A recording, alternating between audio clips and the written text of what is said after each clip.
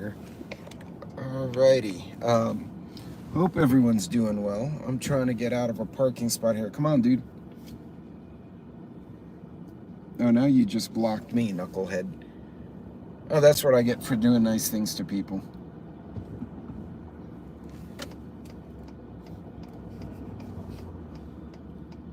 Cool. What a knucklehead. Hey, folks. Sorry, apparently people don't know what the signal go means. Here we go. What a potato.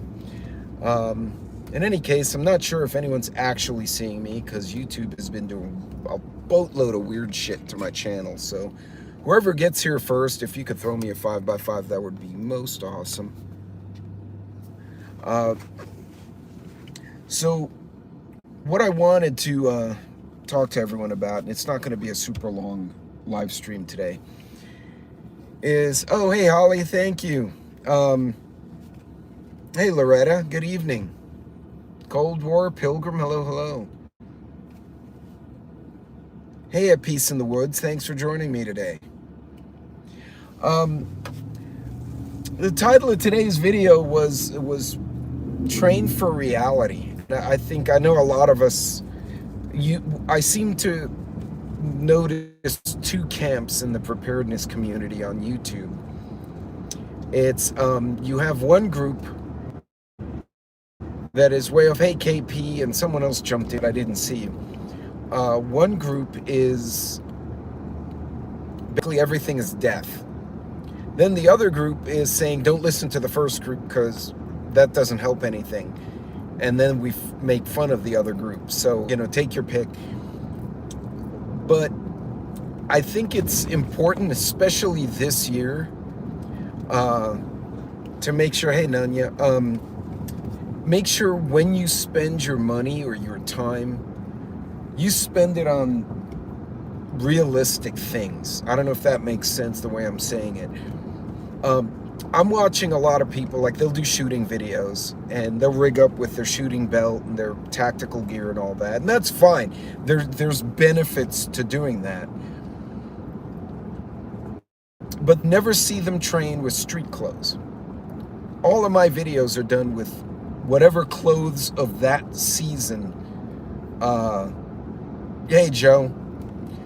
Whatever clothes of that season are appropriate. If it's the winter, I'll have my vest or a hoodie, and I'm going to train conceal carry from the hoodie with blue jeans, because that's what I actually wear.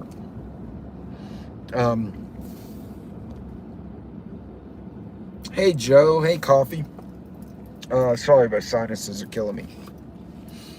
A lot of people are training and they're like, oh, if we get gas attacked, and that's a possibility, right? I mean, but I would think on the threat matrix of shit that might actually occur, that's kind of low compared to the likelihood of, say, a riot breaking out. And it's way lower than me getting killed by a drunk driver, right? As a community, we see those scary things and we tend to fixate on them and not look at the 90% likelihood stuff.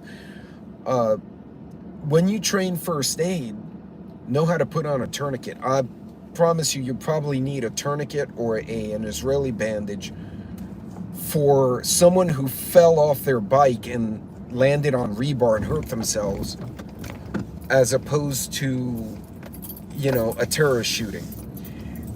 And not that you shouldn't understand and contemplate the more serious events, but even cooking, a lot of folks don't practice with things like, hey, Neil, just stop the bleeding. Well, right. Stop the bleeding somehow. What other ways? What if you don't have a tourniquet? Can you use a belt? Do you know how to rig up a belt? I can't see, Nanya. Yeah, I'm in live chat. Okay. Hey, Nanya. Hey, somebody else jumped in there. Hey, Neil. So sorry, guys. I got glare on the screen, so I'm trying to watch the road because there's high school kids driving around today, and that's making this like pole position. That old video game, it's all sorts of interesting in town today.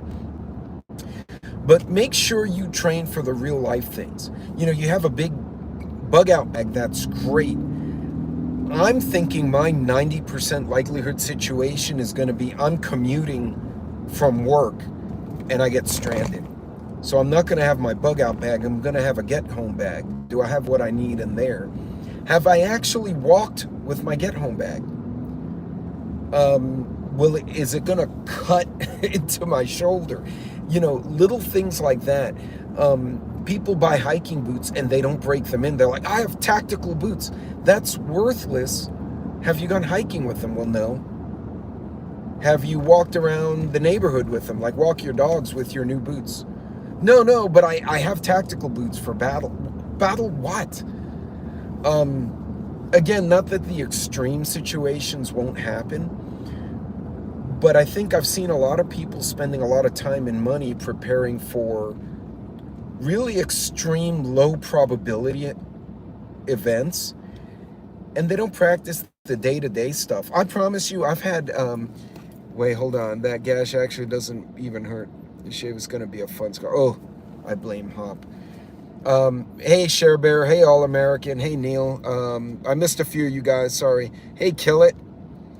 So folks, when you're preparing, and I think All American and I talked about this the other night, and Mad Shad and I talked about this stuff too. Train for the most likely scenario. What is most likely going to happen, right? I'm still laughing. You thought it was my ass. Dude, yeah, so Joe hurt himself and he has a scar on his bald head. He sent me a picture, but the angle looked like he sent me a Bart Simpson style picture of his butt crack. And I texted him, I'm like, dude, I thought legitimately you sent me a picture of your butt to be a shit. And Joe's now the happiest guy in the world because I thought that he sent me a butt pic. Which, to be fair, would not surprise anyone if Joe sent someone a butt pic. So it's not enough hair for my ass. Fair enough. Good point. But and Joe had a mini SHTF. He whacked himself on the head. Those are the kind of things I think we need to prepare for. Imagine something large happen, whatever, a terror attack, they shut down the country for Rona 3.7, and now you're working at home, or you have a hurricane happen, and you have debris all over your yard. Do you know how to handle dangerous debris? Do you have the right gloves for that? What if there's a fire and you have smoke? I've given myself stitches twice. Okay, Johnny, great point. So there, Johnny Preps. I bet you had to improvise. You probably don't want to practice giving yourself stitches. My uncle was a doctor. He said when he was going through med school, he would get the cold thawed chicken, and then he'd cut it, and then he'd practice stitching it, and then he'd cook it. So then when my aunt came home, she literally had a chicken that had stitches through it that he had been practicing on. Right now, that's a bit extreme. He thought it was fun. But those are the kind of things, hey, Virginia Bushcrafter, you want to be aware of. You want to practice for that. Knowing how to use, ARs, tactical gear is great. But more than likely, my 90% probability is I'm going to be dealing with 1 to 2 assholes who are trying to steal my car. And I'm going to have to draw from concealment in a hoodie or my vest or whatever I'm wearing. And I always wear lace-up shoes, so I'm not going to be like fighting someone in flip-flops. But I think as a community, we need to make sure we spend, hey, book club, hey, Pilgrim, spend the time focusing on the things that will likely be the situation. I've always had a decent first aid kit in my car for years now. And I was shocked that I would go to like lacrosse games, baseball games, and I was the only guy of the parents. Even the coach had a sad looking first aid kit. I was the only person with a legit first aid kit. I've used my first aid kit more on other teenagers, like other kids, other people's kids, not my own. I've used them on my own too. I've used it on day-to-day stuff, and these are the kind of things we need to prep for and we need to plan for, because those are the ones that kind of bite you, right? You get all this gear because you're worried about Russia attacking us, but then you have a grass fire and you have a a family member gets a bad burn or they get injured trying to fight the fire or to get home, you're going to have to deal with that. Have you planned on the situation where you're commuting home and your train, let's say you take the subway, the power goes out in New York City, and now you're in a tunnel or on an elevated subway and the power's out. Well, now you got to go home on foot. Can you walk that mileage? You think about it, when I was a kid, I'd take the number 7 train or the F train from Queens into Manhattan. You know, it took you 30 and 40 minutes on the train. If you walked it, it would take you 5 hours, 4 hours. Do you have footwear to do that? I often think of what happened in 9/11, and that was actually one of those like Black Swan events. How many people were walking at home in business? I'll walk a mile for my camel. Were in high heels or business shoes. I would hate to go for a long distance hike in business shoes. Hey, Daryl. And I can only imagine the ladies in high heels. My sister traveled in sneakers. She left black, brown, and some other color high heels at work. She knew what colors she had at work. She always went to and from work in hiking boots or sneakers. Smartest girl in the world, right?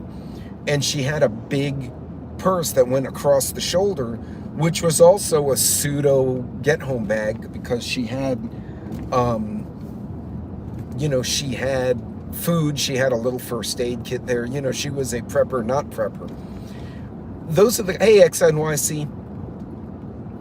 These are the kind of things we need to prepare for. There's a lot of folks talking about Russia. There's a lot of folks talking about Hamas. One thing that concerns me, and I think it's moving up the probability chain right now, is the possibility of an asymmetric incident in the U.S. because we don't know who the hell's here. The Spanish accents in my part of Texas have always been Tex-Mex or old Mexico Spanish, and you can pick it out if you speak the language. Now it's a lot of Venezuelans, a lot of Cubans. Most of them have family. 90% of them are family folks. They got their kids with them. You're like, okay, you're just here. You're trying to make a new living. But there are some that I'm sure are not good players. If something happens and you're on the road, if something happens and you're at the grocery store, do you have what you need for that kind of situation? I think it's pragmatic, both from a financial standpoint as well as from the preparedness standpoint, to train for the things that are most likely to happen, because being able to put on a tourniquet is sleeper cells or false flag is my biggest concern. And yeah, all American, honestly, I was talking, so I got to go to a charity shoot that was a veteran shoot, and of the 4 guys I shot with, 3 of us had served. One did 2 tours in Afghanistan. He's my MARSOC buddy. And we were talking about that, and he told me, he said, man, that scares the shit out of me. He said, I dealt with the Taliban in person. He said, real live in living color, as he put it. He said, they're not stupid. They're tough sons of bitches, because the guys who trained the Taliban were the Mujahideens that we trained to fight the Russians in the 80s. He's like, there's 2 generations or 3 generations of warriors in that place. And he said, you only need 5 of them to do something really bad if they have their game on. He said, you can't stop fentanyl. How do we know we stop RPGs or bombs or other things from coming in? We don't know. But he said, if something happens in LA, they're going to shut everything down. They take the power out in New York. People are on the subways. How are they going to get home? People don't think of this. And those are that's kind of way out there. But you look at 9/11, you look at how things happened. Folks were walking home with whatever they had on, and their purse or their wallet. Nobody had a backpack. I might have seen 1 or 2 people who look like, you know what? You look like you have some kind of weird ass get home bag on your person. Most of them don't. I probably need to upgrade my get home bag. Hey, independent Manny. But even with what I have in there, which probably needs to be upgraded because the seasons are changing, I'm probably better off than 90% of the population of the US. And I'm out in a city in the country where I can, I can probably walk home with no get home bag and get home just fine. Those are the kind of things I want folks to kind of think about when you guys are, hey, Tony, welcome. And anyone I missed in the chat, I'm sorry. I don't think our gov is really trying to stop any of it. They want this because they've sold out to the globalists. Actually, I think they want something horrendous to happen because then it becomes an excuse to arrest reporters, take guns, shut down your rights, monitor your phones. The U.S. as a constitutional republic changed forever after 9/11. It was the perfect excuse to change the country. And I honestly think they would do more of the same if something else happened. But even if you get in a war, right, hypothetically, let's say we get into a shooting war with Russia and China. Hey, Sky Girl. And I need to see, hey, Lisa, I need to see Prepper Now's video. I missed that one. Even if we get in a shooting war, it's going to cause shortages here. It's going to cause a lack of things. Do you cook with your preps? Have you actually cooked with your ReadyWise, Nutrient Survival, August Informs, whatever you have stored? Yeah, it was the first time state police go faster. Yeah.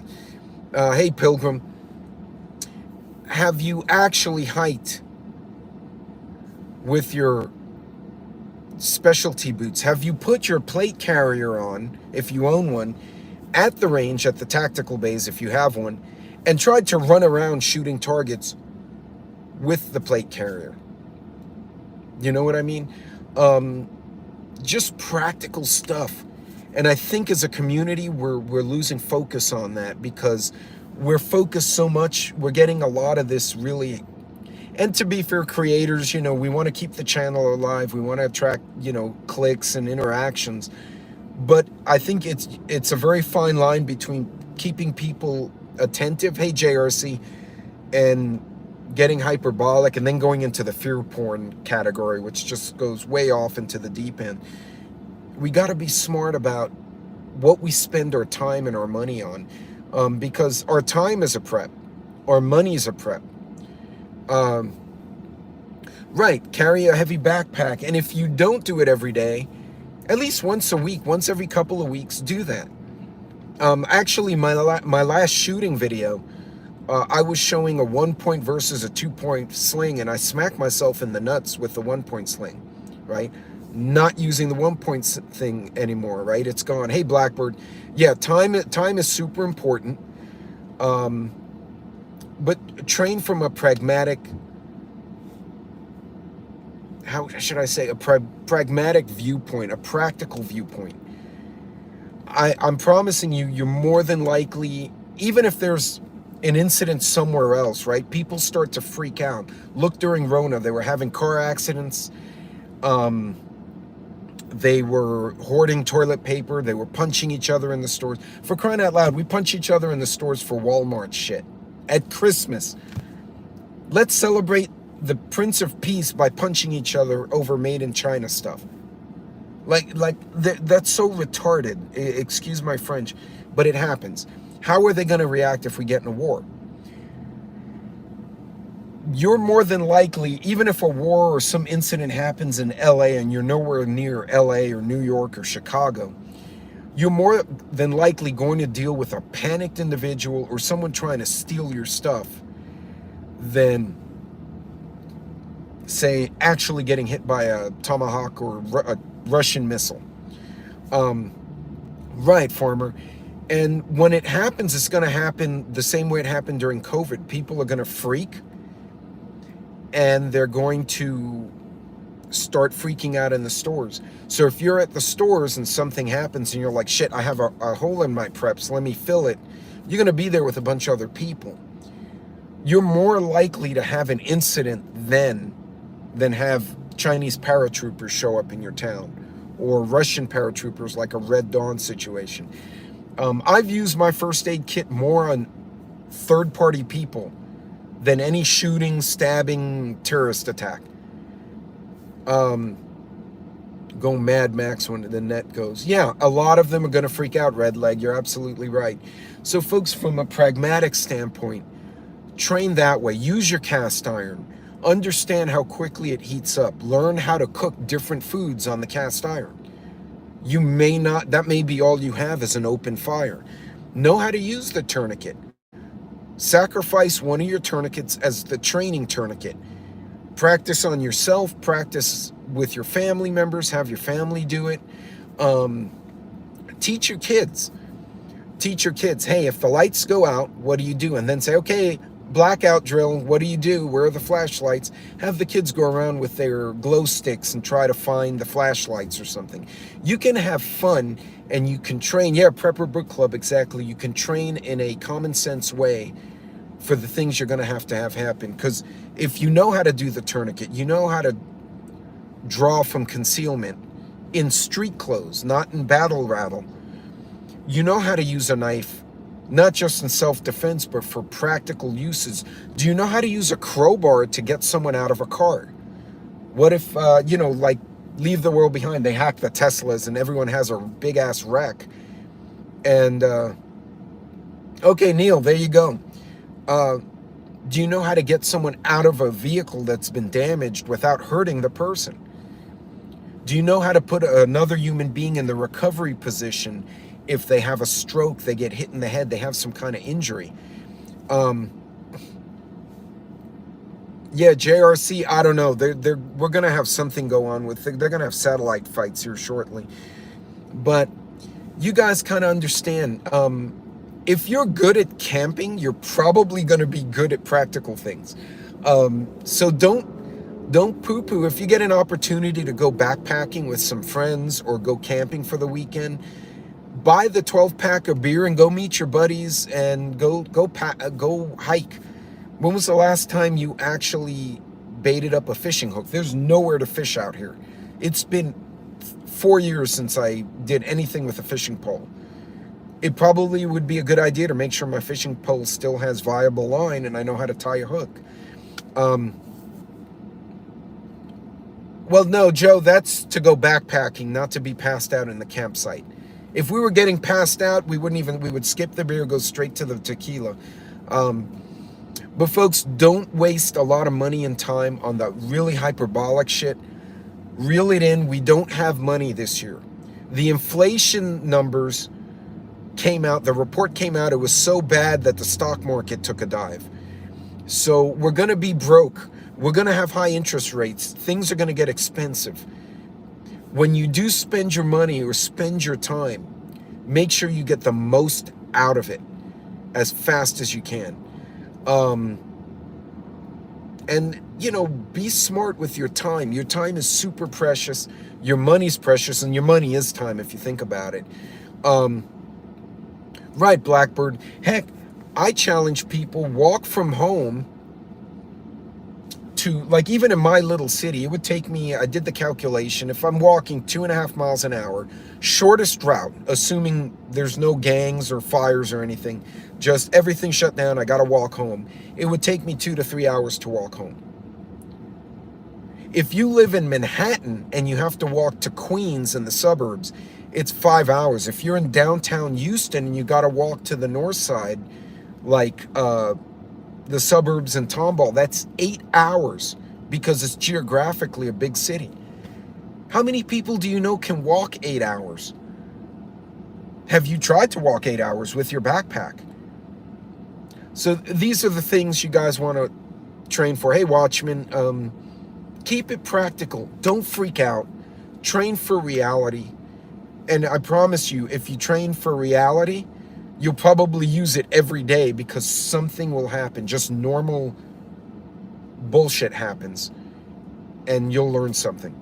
And you'll be ready for it. Even if it's just a kid fell off a bike and landed on something sharp and they're bleeding badly, you'll be able to help that neighbor's kid because you trained practically. I've done it. I've driven up on accidents where there's a guy on the side of the road. He actually exited his vehicle.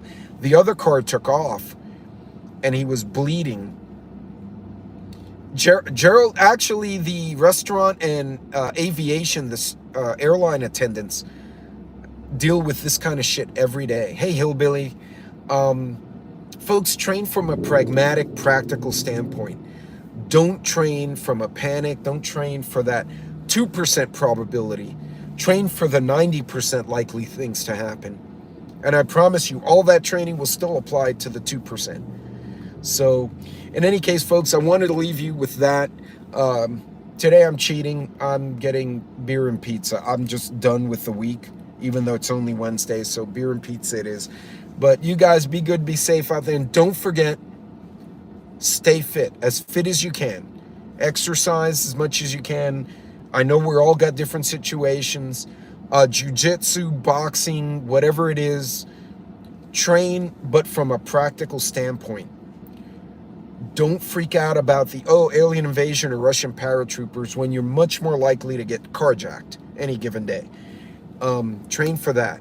You're more likely to see someone get cut open from crashing on a bike than a gunshot wound. But if you run into the gunshot wound and you know how to use the tourniquet, you might save that guy's life too. Anyway, guys, be safe, be careful. Y'all stay frosty out there, and I'll see you all on my next video later on. You guys be good out there.